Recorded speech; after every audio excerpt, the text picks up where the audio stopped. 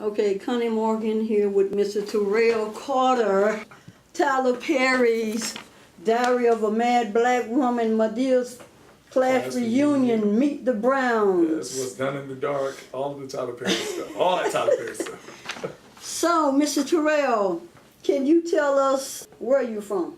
I'm originally from Buffalo, New York. Buffalo, New York. Buffalo, New York, baby. Wow.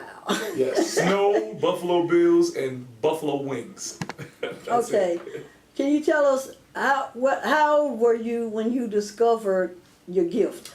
You know what? It's funny. My mom has this. My grandmother has this videotape of me, and I was 4 years old, and I was in kindergarten, and at the graduation, they asked all the kids, what they wanted to be, and a lot of kids were saying firemen, nurses, doctors, and I told my teacher at the time, I said, "Oh, I want to be on TV. I want to be on TV," and I was 4 then, so I guess I kind of knew the gift before the gift knew me before I even knew the gift, so it was always there.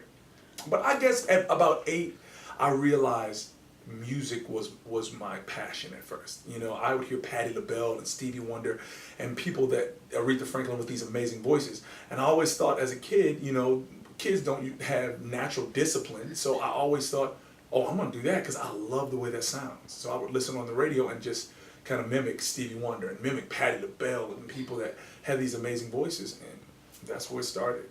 Who is your idol and why? I have a few different ones, and I have a few different reasons. Vocally, I love Karen Clark from the Clark Sisters, and it's because she has just, it seems like who she is as a singer, you just see it from her personality, and it's just to the point where she's limitless, and she's always been that way. Such an amazing, amazing vocalist who was always before her time, and as a kid, that was somebody who I would listen to. And that's how I taught myself to sing with the same aggression that I would watch her have. So, and she was always so far above everybody else. She was one of those people they would always put in last in the award shows or in all of the shows after everybody else had sang because she was going to just blow you away. And that to me, I got to a point where singing wise, I didn't realize it, but I was going to, it was a form of going to school and realizing that this is what I wanted, and I taught myself how to in so many words do the same things with my voice, by just looking and listening to her growing up. But that's somebody that I wouldn't say I idolized, but I definitely had such high regard for her, and I have so much respect for her. She's one of them. Okay, can you tell us how did you come about getting involved in Tyler Perry's projects? Well, actually, people know Tam and David, Mr. Brown and his wife Cora. I worked with them when they used to sing with Kirk Franklin. I was singing with Fred Hammond at the time, and we were all on tour together. And this was before Tyler Perry, everything. And so we were all friends then. I was maybe 16 or 17 years old at the time, a little kid, but I was just really close to them then. And they started working with Tyler Perry maybe 2 years before I did, and the promoter that had us all on tour when it was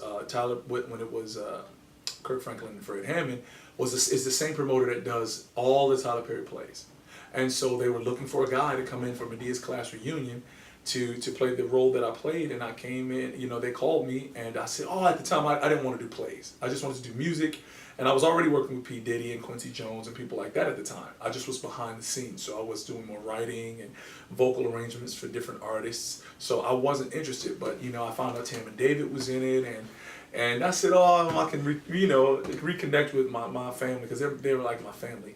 And they called me, and I went out for the audition, which I didn't know was an audition.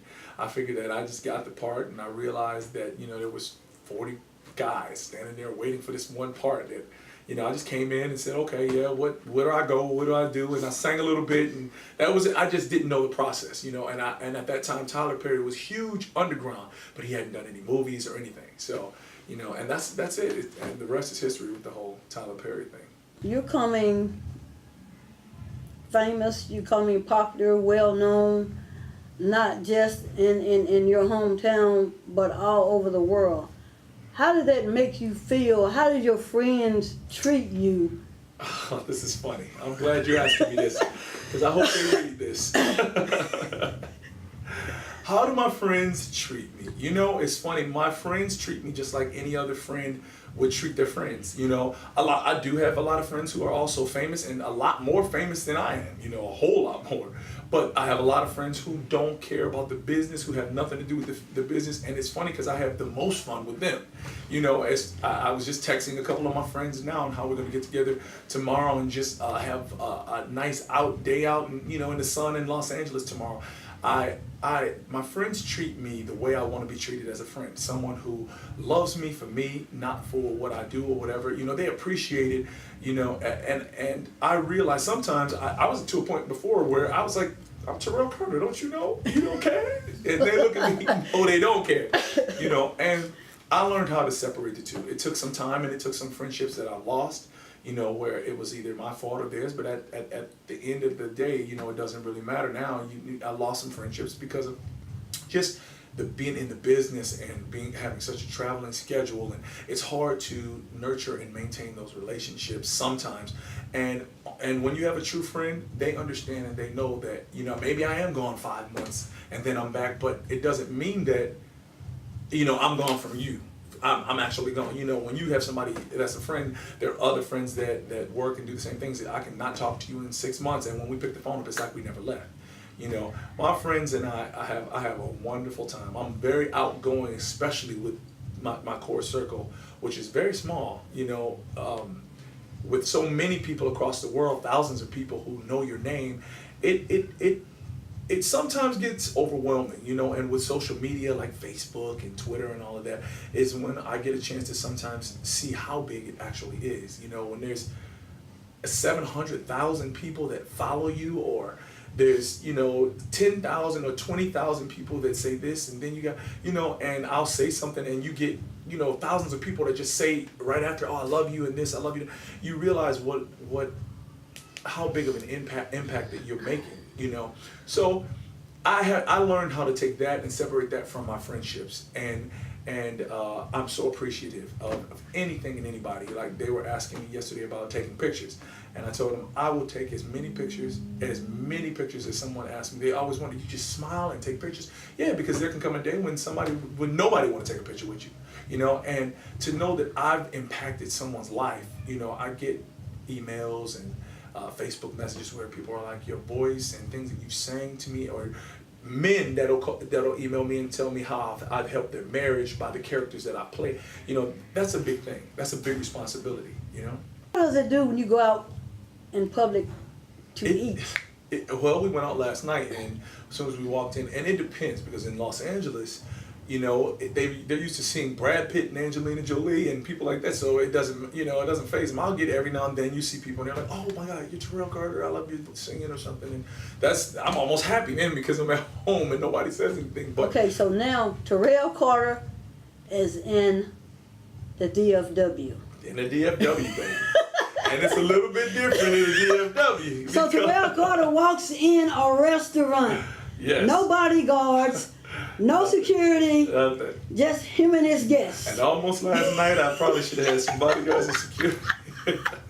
It's not that bad. You know, I do get some, you know, people that kind of take it a little bit farther, but I think as long as you're relaxed, I'm relaxed, I'm thinking to myself, and I tell people many days, listen, you just have seen me in movies, you've seen me in shows and plays, and you see me sing, you know, I know that it's bigger than life to some people, but I'm human, and I do this for you, so just treat me right when you see me. Don't get crazy. Don't get right. I've had people run and jump on me and rap. I was just like, what is this? You know, it was just ridiculous. So yeah, I mean, but I don't mind talking to people, taking pictures, anything. You have any new projects that you're working on right now? Yeah, actually, right now I'm signed to Jam Brothers, which is a division of Sony, and I'm working on my record. Finally, I have 5 independent records. And this is my first national release, even though all my other records are international and national, because they're on iTunes and they've had distribution because of a lot of the plays, and then I've had some distribution, but they were all independent records, even though they really did well. This is my first record that I'm looking forward to, you know, it really going across all the radio stations and across the nation and the country and the world. So I'm working on that right now, which it's a little bit of an ordeal because I want to bring people something different. You know, they know me for what I do in the Tyler Perry plays and movies, and they know me for singing, you know, but now I'm just trying to change things up. So, as you see, we're doing a show, and the show is getting ready to get started, so. Okay, just a couple more. Yeah. Just a couple more questions. It's all here. good. Go ahead. You are here in Arlington, Texas. Yes. Why are you here? I'm here for a show tonight, which is a fashion show, and it's also a fundraiser for underprivileged children and children for foster homes and things like that. I am excited to be able to give back, especially because I was not necessarily a foster child, but I had a lot of challenges growing up. Many people know my testimony is exactly what it is. My mom was 11 when she had me, and she was raped by my father, who was 21 at the time. And so you never know who a child is going to be, you know, and I thank God that I had the guidance of people who weren't even really my family members, you know, who kind of guided me into the things that now you see today. You know, I walk in that whole light as Terrell Carter, where I'm so glad that there were people that cared enough to step in, like Beverly and Jeff and the people that I'm working with today here. So I'm here today, and this is more of not just a performance, but this is something that I believe in. Okay. To all the young men and young ladies out there who are not only going through a hard time, but looking for a role model and look up to you, what advice would you give them? That not only, it's not a cliche, but a million no's from everybody else, and you get one yes from God, and you have to continue to go for that. If you know that there's something inside you that's telling you, I'm going to sing, or I'm going to do this, or I'm going to be a doctor, I'm going to be, you have to do something, you know, and whatever your gift is, go for that. And don't worry about your mama didn't do it. Don't worry about my sister has 18 kids, and don't worry about, you know, we don't have this or we don't have that, and I'm in the ghetto, or I don't have no money, or I don't have it. Trust me when I tell you, I had it just as hard as anybody else, from the abuse to from birth. I had it, you know, I had all of those things, different things happen, from abuse to being poor, to my father not being there, to my mom being raped, and to my mom being only 11, and you know, all the odds were against me. But I'm just here to tell you that not only did I make it out, but I'm here rooting for you. And I know that sounds crazy when you're not around, but for all the young people, it's so much better. You know, there's so many things across the world, and it's just about you making a decision to say, you know what, I'm going to do this. I'm going to do this. And I'm behind you.